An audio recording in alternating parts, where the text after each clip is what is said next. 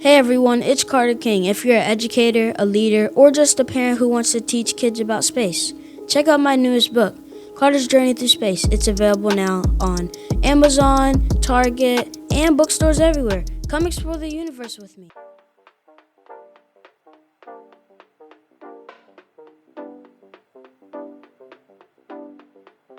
Welcome to another episode of the Contagious Culture Podcast. I'm your host, Kyle King, and the goal of this podcast is simple: to help you create environments where people thrive. Through real conversations, practical strategies, and powerful stories, we equip leaders, educators, and change makers just like yourself to build cultures rooted in purpose, performance, and authenticity.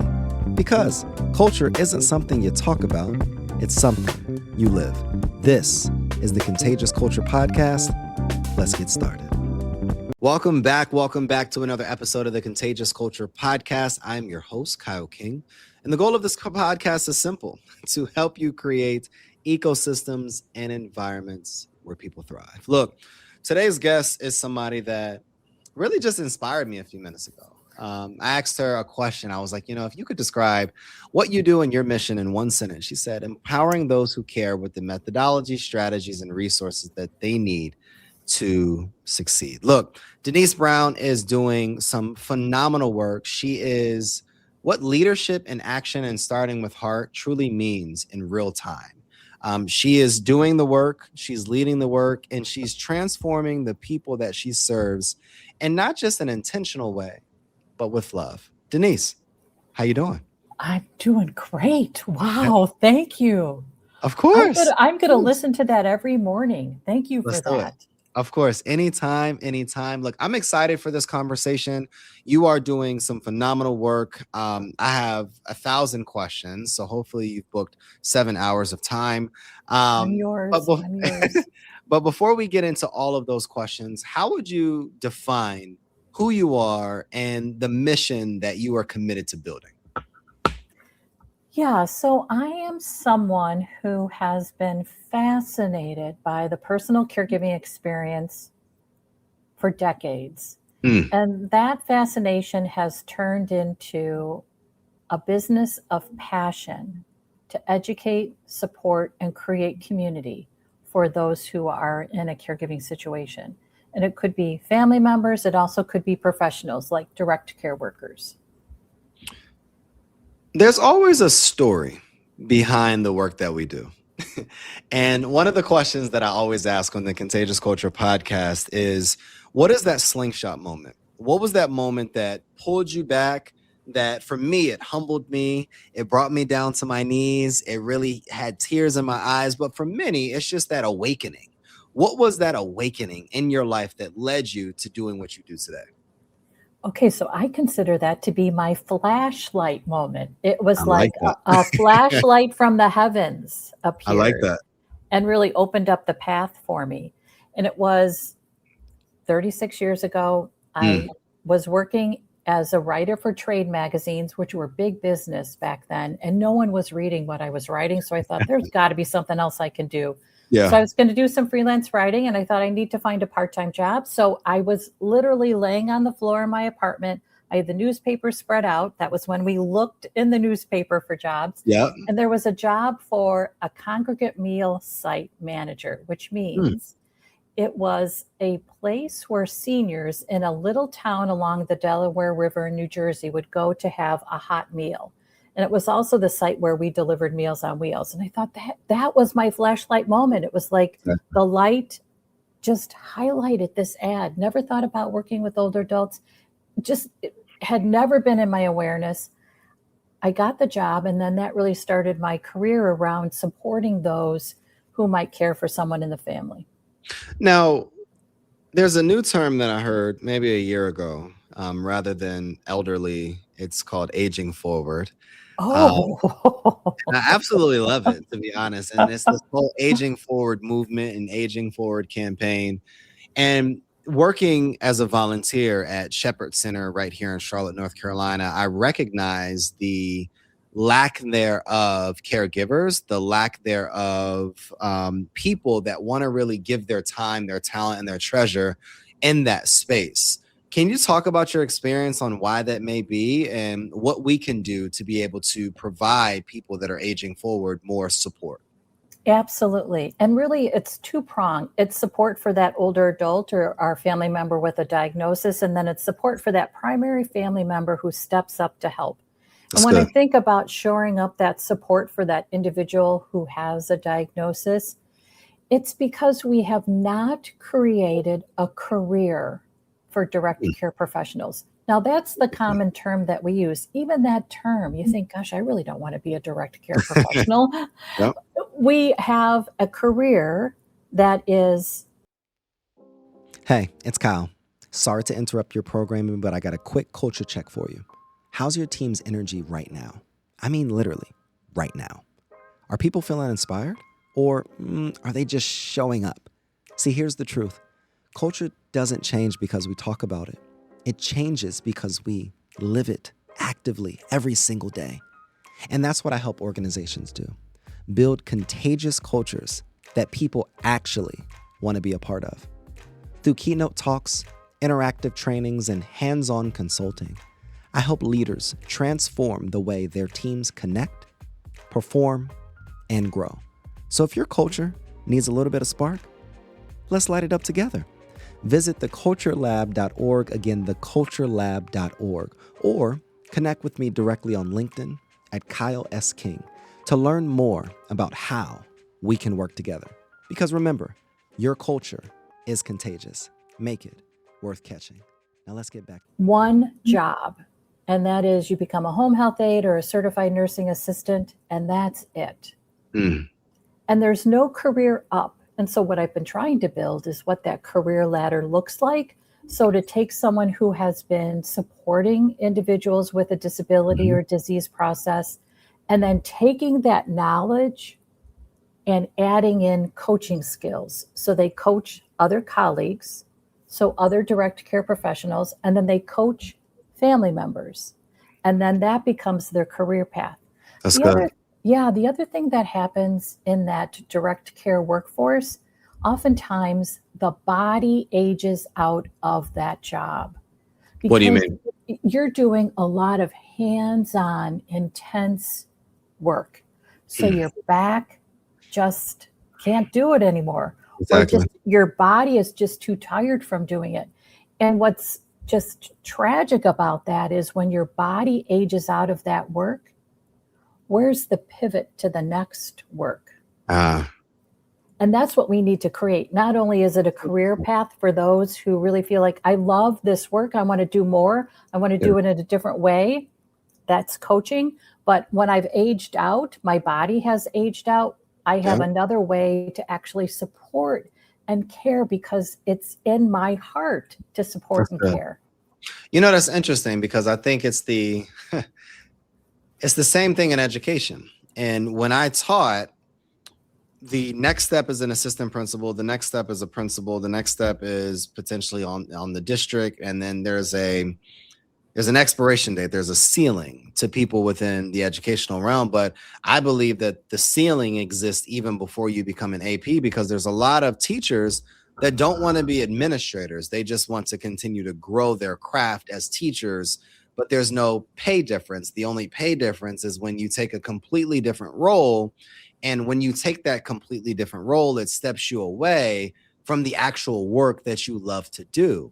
So it's a pretty neat concept and idea that, you know, caregivers or people that are doing this work, when their body ages out and when they need to transition, there has to be parallels and there has to be transitions for them to be able to move into. So what are our solutions, Denise? Like, what could we do as social impact leaders, just in general, as listeners, to be able to create pathways for these people to move forward?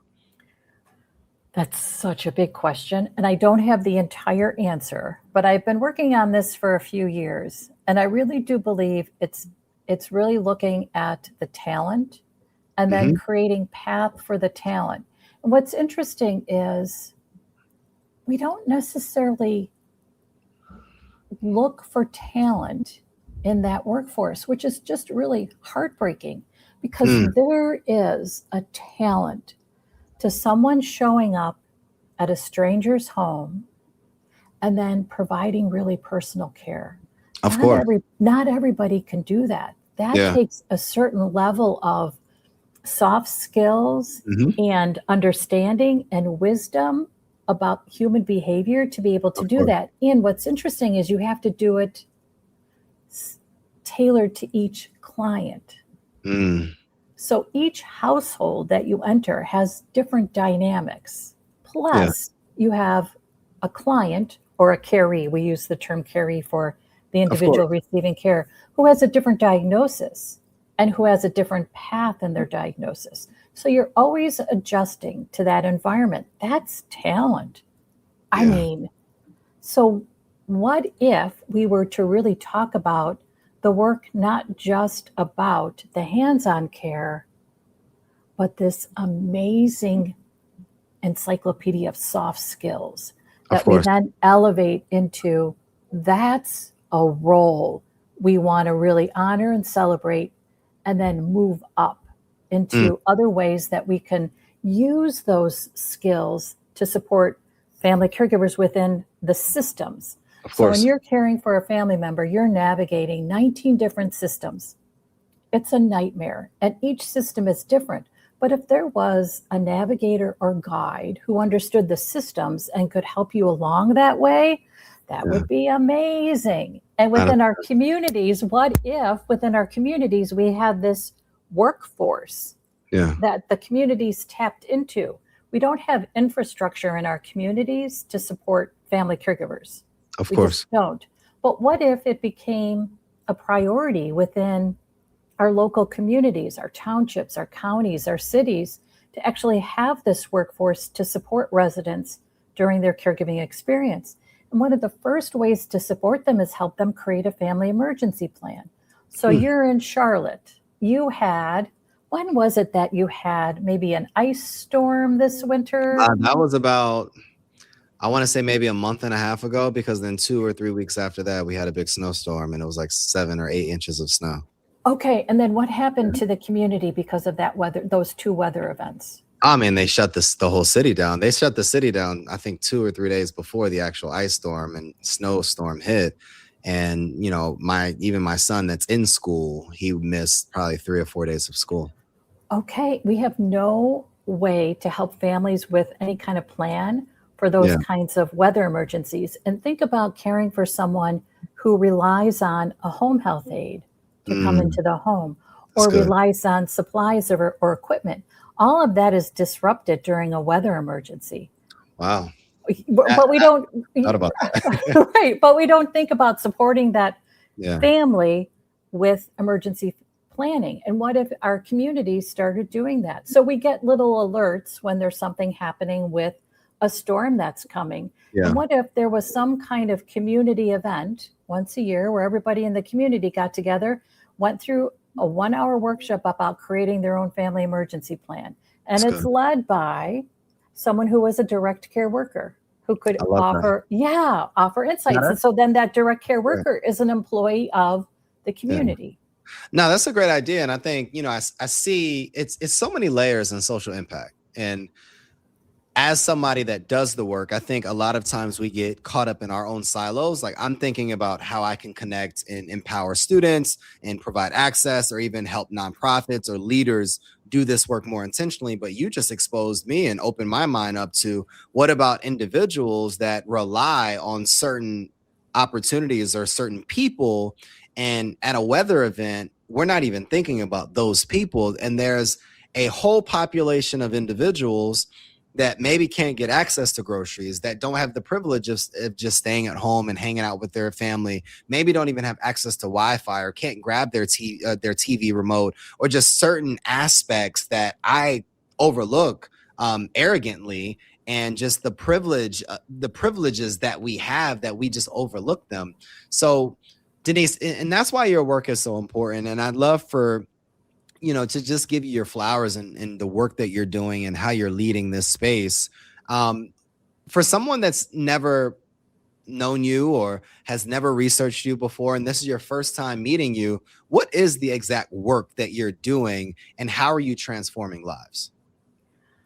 Okay, so In a nutshell, a lot of what I do is take lived experience and transform it with training. So, for instance, former family caregivers, someone who has cared for a spouse with dementia, for instance, has a really unique experience through their lived experience. And oftentimes they want to do something with that because it was hard for them in their caregiving experience, and they want to make it easier for someone else. They could take a training program that I've developed to become basically a consultant and coach to help others. So I'll give you an example of someone who's just taken one of my training programs. So he cared for his wife. His wife died in December. So here we are in March. So less than 3 months ago, his wife died. And immediately he was on the phone, on researching the internet to see what could he do to make lives better for others in a caregiving situation. So he reached out to me and he took my support group training. So now he's going to lead a support group for others in a caregiving situation. That's good.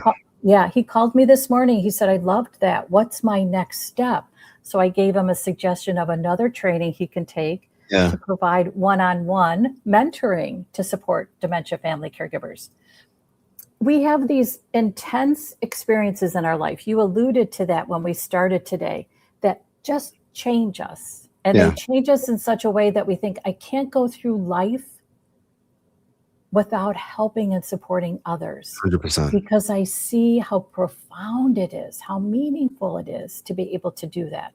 So I guess if you were to think about my work, it's really taking this lived experience from caregiving and turn it into a career or a volunteer opportunity. So you continue to have that impact of profound, meaningful experiences. What do you see the impact being? You know, I love when people talk about the work that they do and how it creates transformational change within either communities, spaces, businesses, or countries or communities. What do you see the impact being? Like, how do you measure and quantify what that transformation looks like? It's stress level and quality of life. So, for instance, when we support a current family caregiver with coaching, one-on-one support, we lessen their stress. We actually improve their quality of life.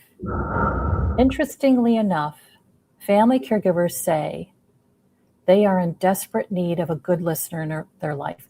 So when we ask family caregivers from 1 to 5, 5 being the greatest need, how much do you need a good listener in your life? They all say 5. I've never had anyone rate that other than 5. Because it's hard to listen to someone in a painful time, which is why our family members and friends sometimes just can't do it. They just can't do it. So we do it, and that lessens their stress and improves their quality of life. I love that. Yeah. The other thing that we haven't been able to really measure, but does impact family caregivers, when they have support at the right time, it lessens their regrets later. So if I'm less stressed during my day, I have more patience. I have more compassion. I show up in a different way during my caregiving experience. I do agree with that one. And then when I'm looking back after my carrie has died and I'm looking back at the experience, I'm not like, oh my gosh, what was wrong with me? Why wasn't I nicer? I can look back and think, I was nice. And it's very comforting. So in essence, a lot of the work is really around preventing regrets. What's one of the things that most times people misunderstand, or how are we misrepresenting this industry and the work that you're doing? Okay, that's a great question.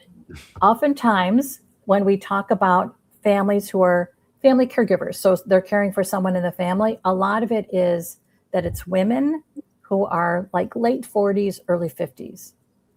But that's not the whole story. We have young adult family caregivers. We have students in high school who are in a caregiving situation, caring for a family member. We also have men. It's not necessarily as specific to a gender, I think, as the data would indicate. I think of it more about personality. Who has the personality to be through tough days that sometimes kind of make your stomach lurch a little bit, depending on the type of care you're doing, and have the fortitude to get through the marathon of caregiving. That's amazing.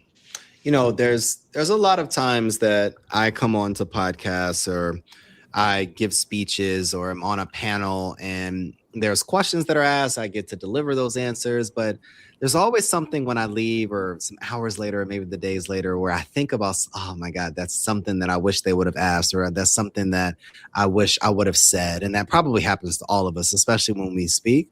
What is the question, Denise, that you often don't get asked, or you often don't get asked, but you would love to be able to just share with people listening? Okay, the one that comes to mind today, which probably wouldn't be the question that came to mind tomorrow, is what stresses us out during our caregiving experience? And I suppose it's top of mind today because I did a podcast a couple weeks ago, and it was a daughter who's caring for her mom who has dementia. And she said, the problem isn't my mom with dementia. It's everything else. That's good. So it is insurance coverage. It is trying to organize and schedule help. It is reaching out to resources. And also it's setting expectations with other family members around what's possible for her mom. That's good. So they might not have adjusted to where she is in a disease process. And so she is educating them about what's appropriate and when it's appropriate. So all of that feels like the drain of the experience and can become really stressful. Now, sometimes it is our caree and the disease process that stresses us out, but it's all the other stuff that adds layers that complicate the experience so much. When we're caring for someone, we manage 19 different systems, multiple systems at the same time, depending on what the experience or situation is. Yep. That is nuanced, sophisticated work to be able to do that. Exactly. And to be able to have the patience for that as well, to be able to call back and call back and call back to get an order from the doctor and be pleasant every time you do that, which is not easy. So then we get tired of doing things like coping and being gracious and trying. So there's so much complicated, complex layers to the experience. It's not just meeting my mom's needs. That's good. For instance, it's much more than that. It's really the ecosystem is huge in a caregiving situation. No, I love that, Denise. And anybody listening right now, this work is necessary. This work is valuable, and you can't overlook the needs of this industry and the needs of caregivers and also the needs of the people that are receiving care. So we have to uplift this community and we have to do more. Denise, you're uplifting this community. You're doing the work. You're leading the work. You're training and educating and equipping people with what they need. Where can people find out more information about you, and how can we support various initiatives that you're leading? Yeah, so I have an online community. It's called caringourway.com. And we have a couple special initiatives twice a year. One is called our Caregiving Listener Project, where we match family caregivers with a trained volunteer listener in a private Zoom room. So if you ever have any interest in volunteering for an hour virtually, we'd love for you to think about our Caregiving Listener Project. Typically, it happens in October and in March. And then we have other initiatives that happen throughout the year. We talk about giving to the family caregiver on Giving Thursday, which is a really big initiative. So it's that financial support for family caregivers that oftentimes gets overlooked.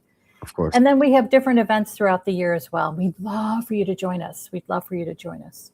Denise, I appreciate you so much. I appreciate you showing up with your heart, your wisdom, your ability to empathize and be compassionate for various people, not just receiving care, but various people giving care to other people as well. This work is so necessary. And one of the questions that we also ask for our listeners listening in to you is, what type of culture are you spreading? Like Denise is spreading a culture of love. Denise is spreading a culture of transparency, of authenticity, of compassion, of inclusion, and equipping and empowering people to have what they need to be able to create spaces just that are contagious. But what type of culture are you creating? Because the energy you bring is the culture you create. And I want you to go make yours worth catching. My name is Kyle King. I'm the host of the Contagious Culture Podcast, featuring today Denise Brown and we will see you all next. Thanks for tuning in to the Contagious Culture Podcast. If this episode challenged or inspired you, hey, take a second to share it with someone who's building culture in their world. Make sure to like, subscribe, and leave a review. It helps more leaders, educators, and change makers just like yourself join the movement. You can connect with me on LinkedIn or YouTube at Kyle S. King for more tips, tools, and methodologies to be able to help you create this ecosystem of absolute excellence. Until next time, lead boldly, live intentionally, and remember, your culture is contagious. Make it worth catching.